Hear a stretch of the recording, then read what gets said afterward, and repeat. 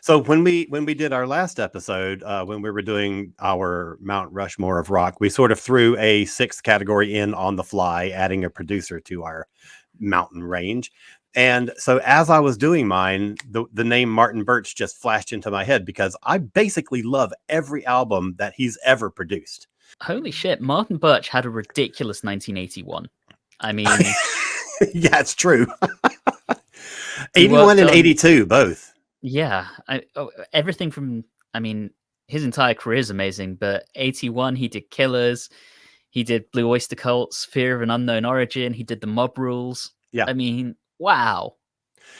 So I was planning on bringing him up anyway because he is. I think that he does a thing that you hear on this album, and it's that which is what a producer should do. He captures exactly what the band is trying to do and trying to sound like, and I think he gets sort of known as, particularly from like the late 70s on, as one of the go-to hard rock producers. I mean, he did Deep Purple and Rainbow and Whitesnake and, Cult and Maiden. And, so he's got all this stuff, but he goes all the way back. And actually, I think his Deep Purple work goes back to 70 or 69, right? 69, he did Concerto. Oh, that's right. And then basically everything after until they split. Yeah. Yeah. So also in 69, he did early Fleetwood Mac. And so it's really kind of different than what you normally think of when you think of Martin Birch.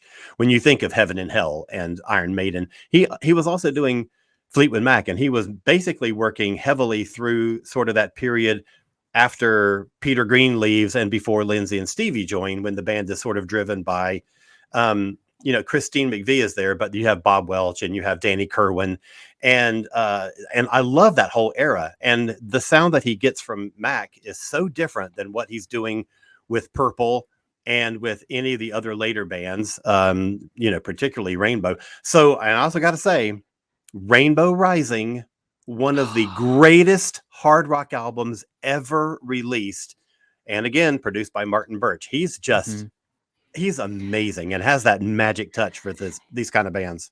He has a very clean sound. Exactly. There's not a lot of distortion on it. You can hear every instrument really, really well. Yes. It's that the mixing on a Martin Birch album is so distinctive. Yes. And, you can listen to, I won't say Rainbow Rising and Heaven and Hell because they're both Dio, but you could listen to Heaven and Hell and The Number of the Beast and very easily say, yeah, this is definitely the same producer. Yeah, I agree. It's very, very clear. Yeah, I agree. He stayed with Maiden up until 92 when Bruce left. He was with them for a long time. I would actually say he presided over Maiden's worst album, but but is that his fault or no? I mean, Bruce. Those last two albums they did with Bruce the first time round, you could hear he was kind of struggling. Yeah.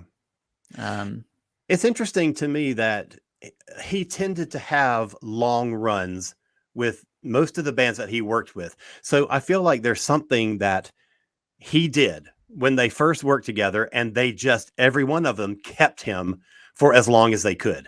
Yeah. And I find that really interesting, that sort of loyalty from him to the band, but also from the band to him. And I think that's really cool. I mean, I think, particularly in a band setting, you listen to what went wrong with Dio era Sabbath with Live Evil. And you heard the stories at the time of the different camps going into the studio and secretly mixing their own part louder. Right. It's notable that of Dio's first round in Sabbath, that was the only one that wasn't produced by Martin Birch. I think bands liked him because he ensured everyone was equally heard. I agree.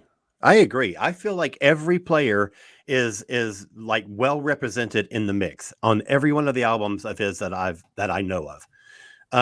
He only did two, and this is getting a little off track, but he only did two Blue Oyster Cult albums. They happen to be two of my absolute favorite Blue Oyster Cult albums. The sound on them is just phenomenal. That's what you get when you hire Martin Birch. There you go.